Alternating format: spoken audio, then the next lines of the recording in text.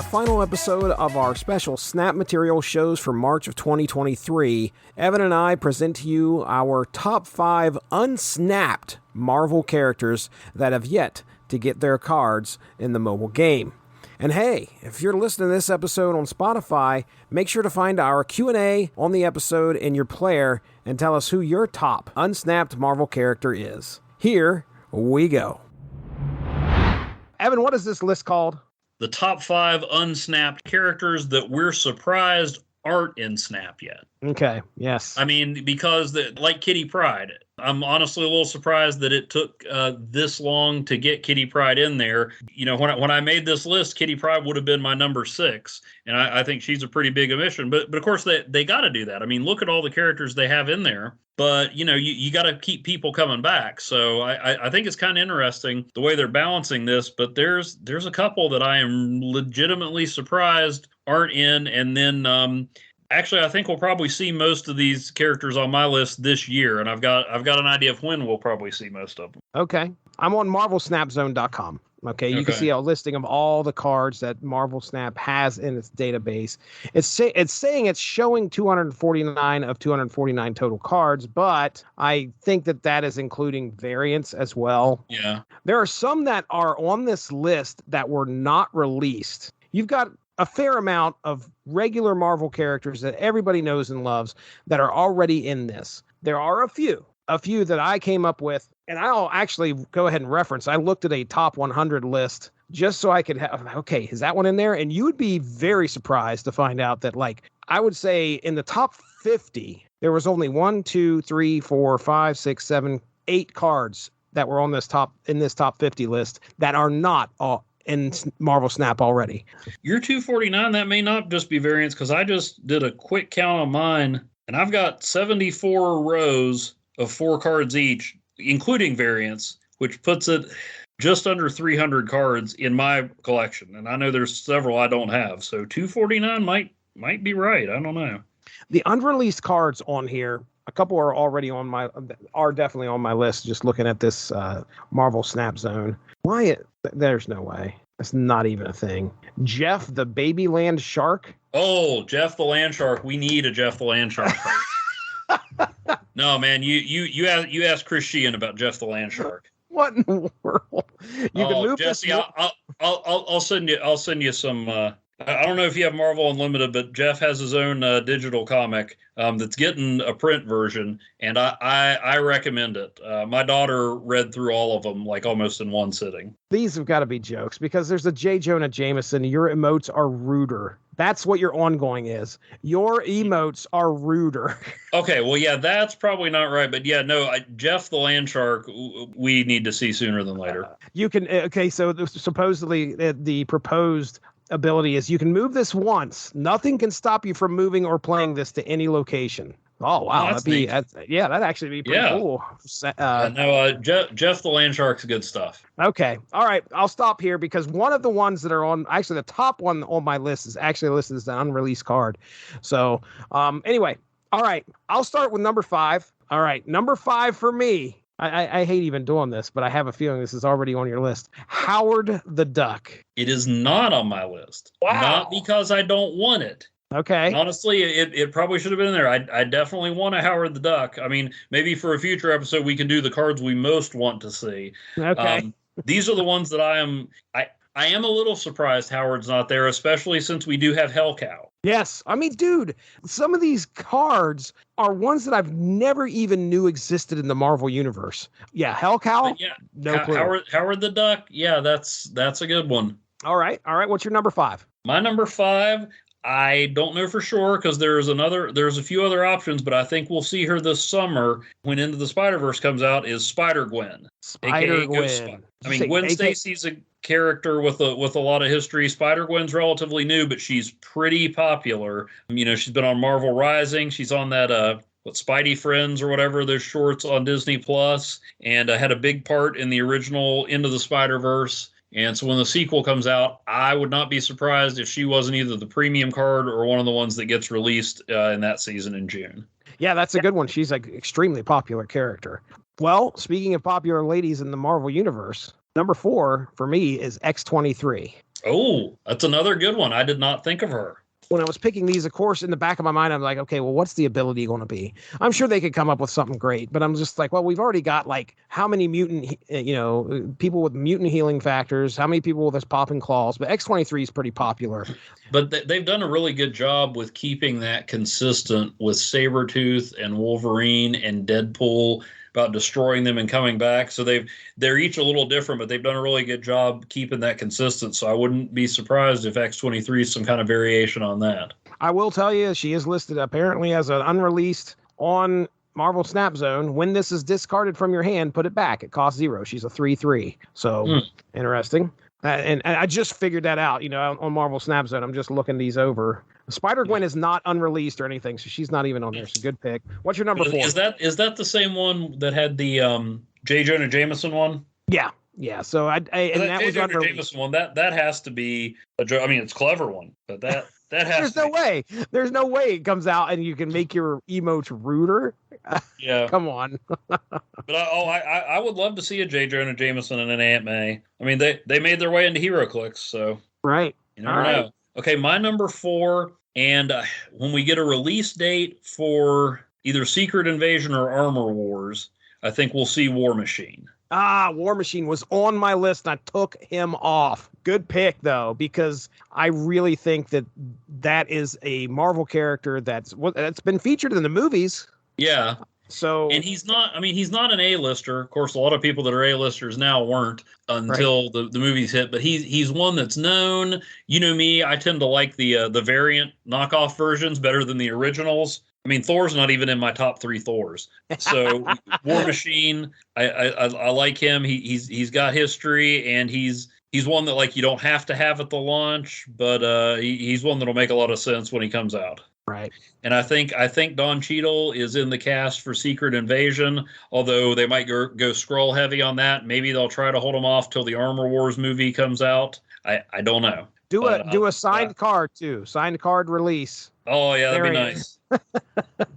Love it. All right, number 3, Spider-Man 2099. Nice. So I hope they do that, and I hope they don't just make it a variant of Spider-Man. Yeah, they've already done that with Scarlet Spider as a Spider-Man variant. Yeah, and then that's when I was looking at these, I was thinking to myself, because the next one on my list, I was like, okay, this could easily be a variant, but yeah, Spider-Man 2099. Well, what they need to do is they need to have a 2099 season. Yeah.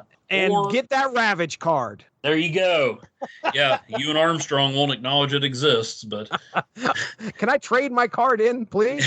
I mean, you could also, he would be another potential either premium card or just a featured card when Into the Spider-Verse comes out. Right. Or Across the Spider-Verse. That's a good point. I might see him and Spider-Gwen, maybe Spider-Ham. Oh, my goodness. There needs to be a Spider-Ham, whether it be a card or a variant. Yeah. I mean, people would drop some gold. From Puzzle Quest. That was my mobile addiction before this. Yeah. Right. Well, who's your number 3 there, buddy? My number 3, I'm surprised he hasn't been in here yet, especially considering some of the other cards, but I think we will see him this year when his season 2 of his show hits Disney Plus, Loki.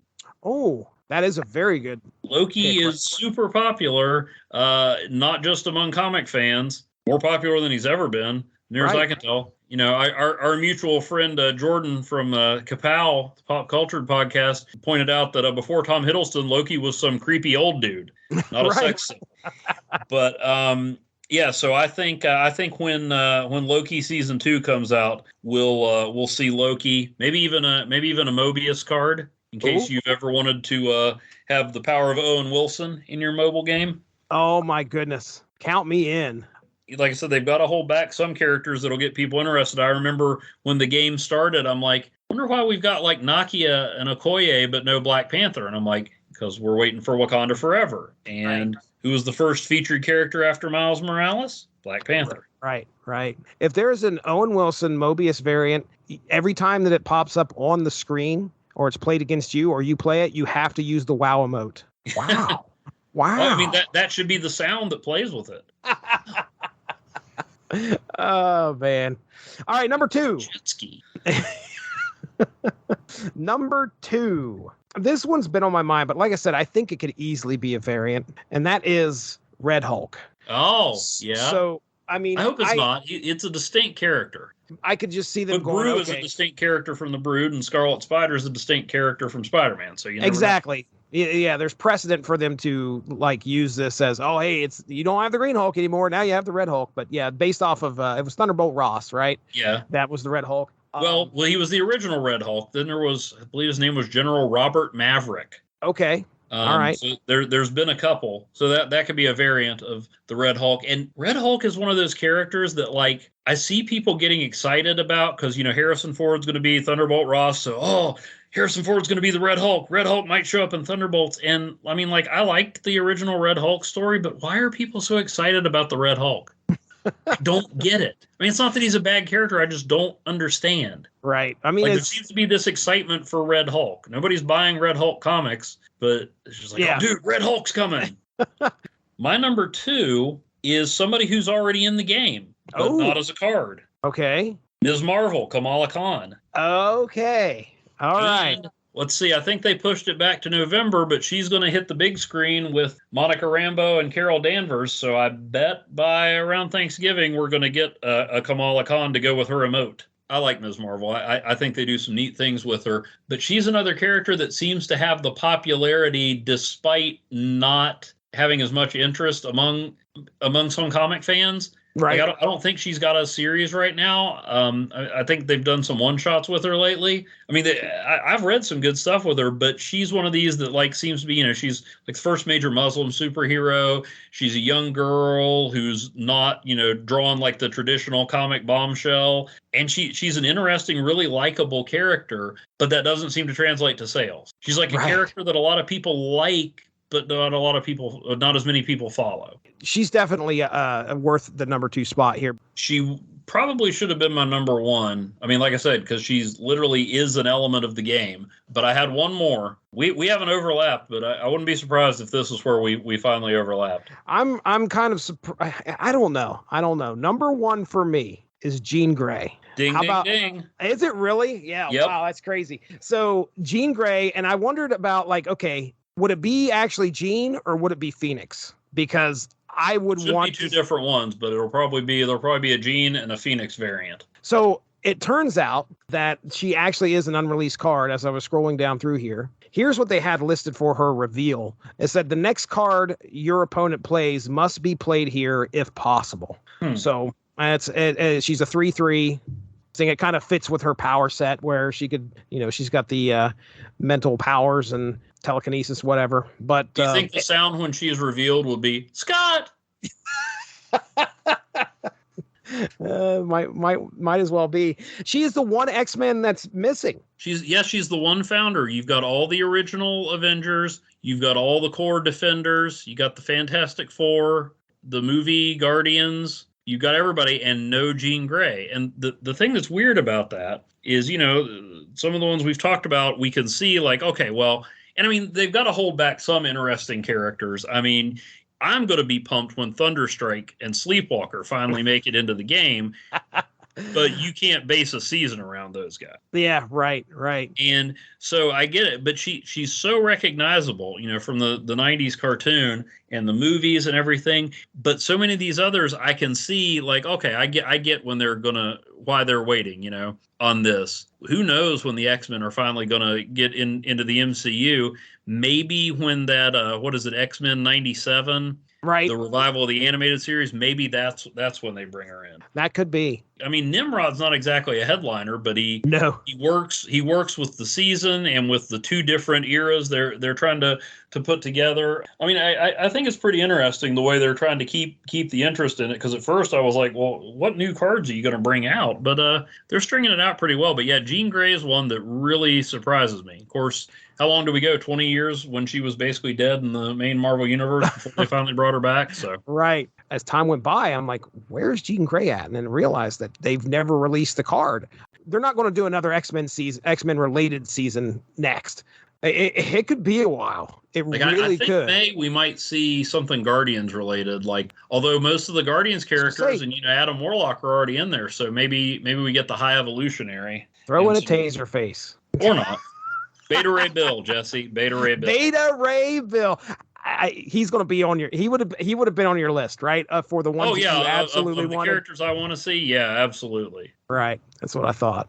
All right, man. This is good. This was fun. I'm kind of surprised and not surprised that we landed on the same number one.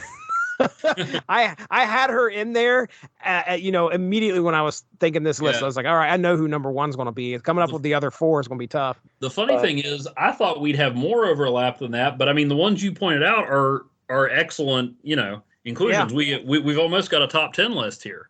I was looking at, you're right. I was looking at the list that had like the top 100 was Comic Vine. Jean Grey, by the way, out of all the ones, she was listed as like number 75 out of top 100 Marvel characters on that list. Was it favorite or was it most appearances?